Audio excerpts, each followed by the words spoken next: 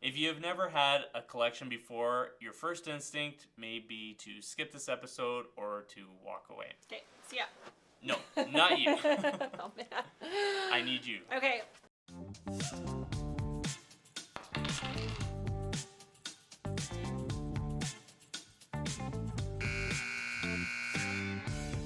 So, have you had a collection before? No. Awesome.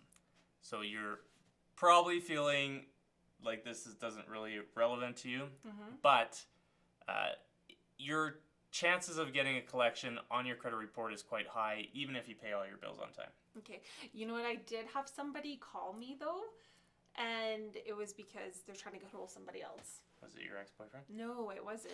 It's somebody I don't even know. And they call me all the time. So I do know how annoying it is to have collection agencies calling because they call me. There you go. They can be very annoying. I would relate them to the Dementors in Harry Potter. Oh, gosh. But you haven't watched that. I have so not. That would not No. make sense to you at all. If we were relating it as the credit game, then they would be the opponent that plays dirty. Make sense? Yeah. Do you like that analogy there? Not really. We're going to run with it Okay, because I cool. can't think of anything else. So, all right. they are known for playing very dirty, but their bark is much worse than their bite. Aw, it's so cute. So we're going to go through how collection agencies use their bark or misleading lies, whatever you want to call it, and what power they really can do or what you need to know in order to deal with them if they are calling to harass you. Okay. How about you do the bark Okay. and I will do the bite? Okay. That works. You ready? I'm so good character. Okay. We may pursue legal action if you don't pay. So distracting. Okay. What?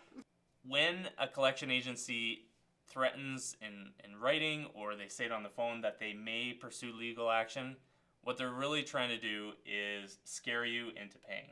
Because their ability to take you to court, garnish wages, which essentially means they can come after your pay, that is difficult for them to do, but they also have a very limited time in order to do that. Well, at least in some provinces. As you can see on the map, each province is a little bit different. That's strange.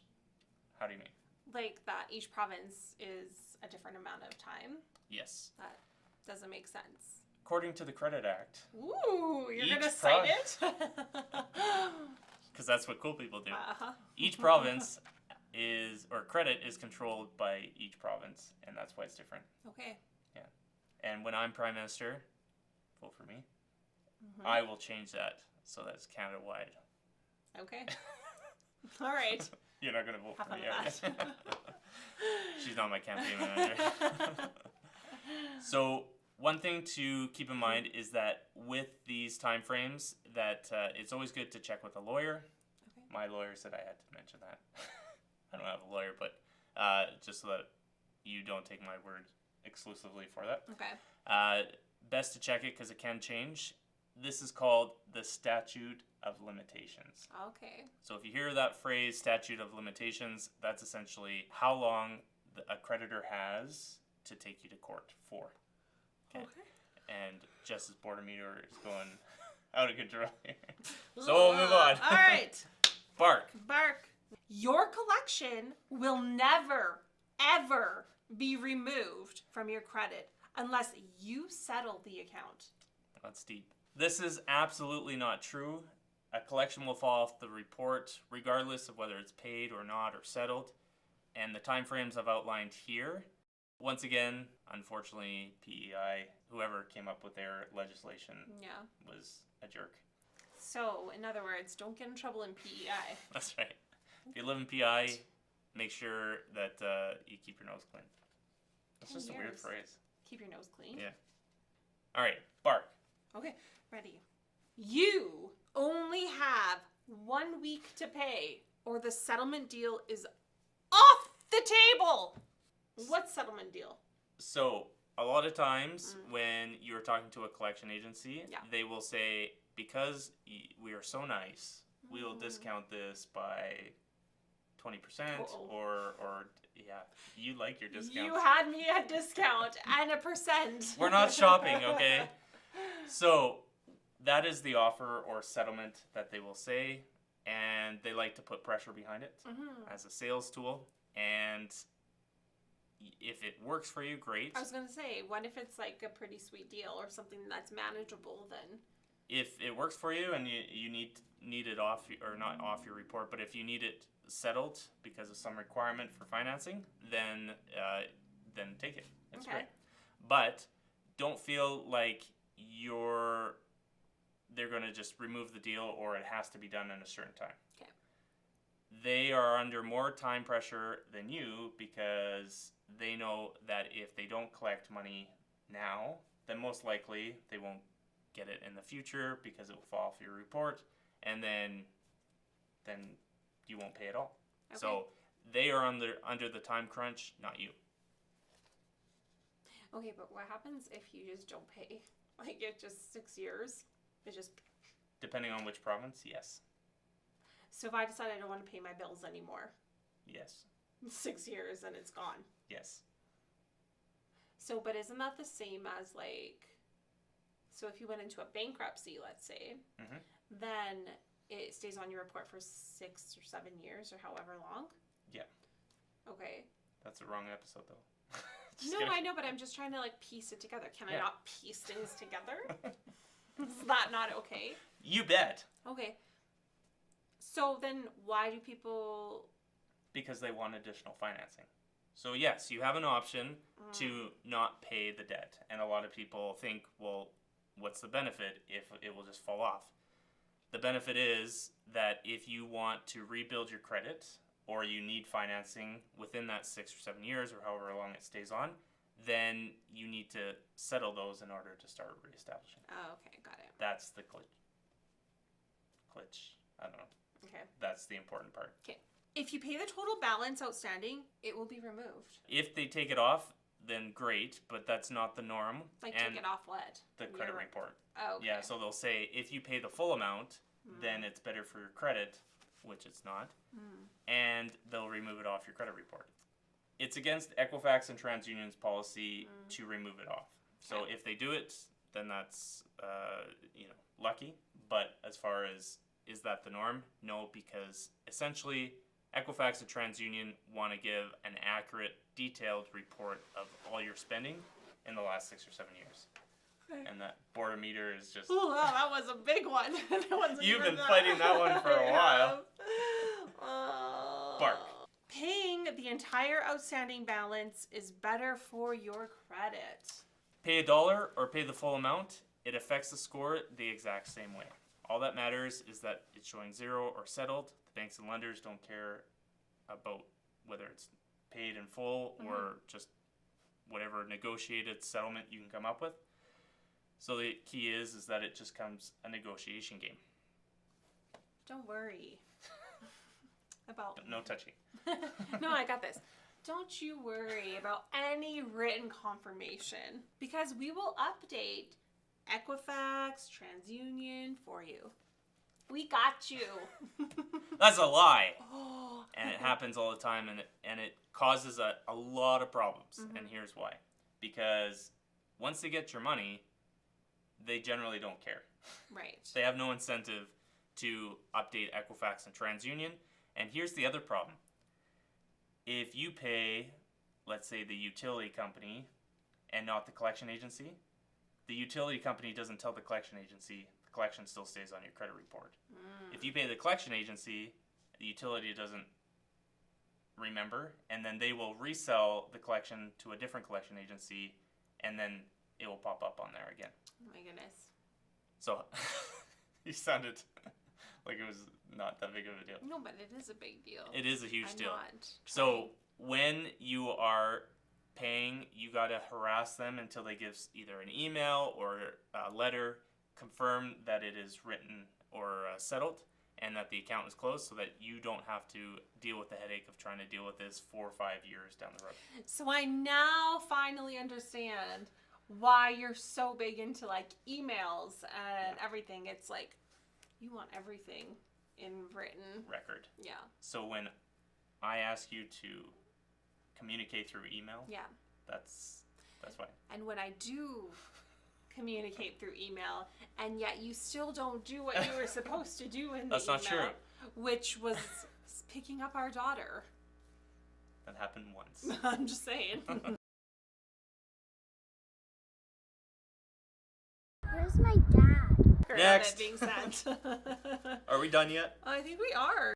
All right, so we're going to go through some negotiation tips. Okay. We'll get you to be the collection agents because you are Good at it. so good at it. Thank you. It may be your calling. Might be. So I call you.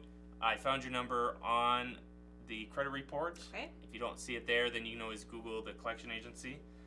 Find a number. I reach out and I say, I'm Mr. Moxley. You're on the report. Is there an account owing based on your files? And you say, Yeah, there is. and I say, what would be the lowest amount you would accept in order for us to settle this? Well, you owe this much money, so that's what I will accept. I do not have that at all. My wife went crazy spending. Well, maybe you shouldn't have spent the money if you didn't have it to pay it back. So, don't crack. We'll get to that in a second. Okay. But most collection agencies, what's important to them is closing the file. Okay. They Makes sense. they get paid based on how many files they can close, and they also generally get paid a percentage of what they collect. Okay, Ooh. so there is some incentive for them to collect as much as possible, but even more incentive to close the file. Okay. Because at this point they got no dollars. They'd rather have a percentage of something as opposed to a percentage of nothing. Right. Okay, so work with me here. Okay, I will. I'll be a little easy. Okay. So generally they come at, let's say, 70 cents on the dollar or like a 30% discount. Okay. So let's go with an easy number, $1,000. Okay. So if the balance with all the interest and fees or whatever is $1,000, This isn't wiping it away. This is just saying this is what you need to pay right now. You still need to pay the. no, it's like settling it. They have the ability to do that. Yes. Oh. So Oh, I didn't realize that a credit agent or a collection agent. collection agency is able to erase Well, or take away your debt. they've either bought the debt at pennies on the dollar, or they're working on behalf of a company, and that makes sense why they want to get paid. Well, I kind of feel bad for them now. Like if that's what they want. no, to cut. No, we do not feel bad for the dementors. Okay. You still don't know I that. don't. You may feel bad if it's your own debt, and that makes Yeah. sense. But what if it was someone else's debt that was on yours, and you just need to get it cleared up? Yeah, that would drive me crazy. Because back Yeah. to the beginning when I talked about how I have a collection agency calling me all the time for Not so nice. somebody. What if it's fraud? Or He has my phone number. He took my phone number. He stole it. what if it's you returned the equipment for whatever service, but they didn't register it properly, and now it's saying that you owe $500. All right? See, now I'm getting a little bit angry. Okay. That's what we're dealing with. Okay, got it. So if you feel bad and you want to pay 100%, then go for it. Right. But no benefit to your credit, but go for it. Okay.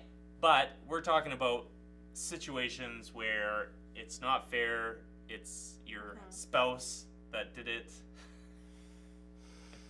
Yes. Yeah. I wanted to get equipment or something and Video equipment. like video equipment. Oh, yeah. Woo! Rewind.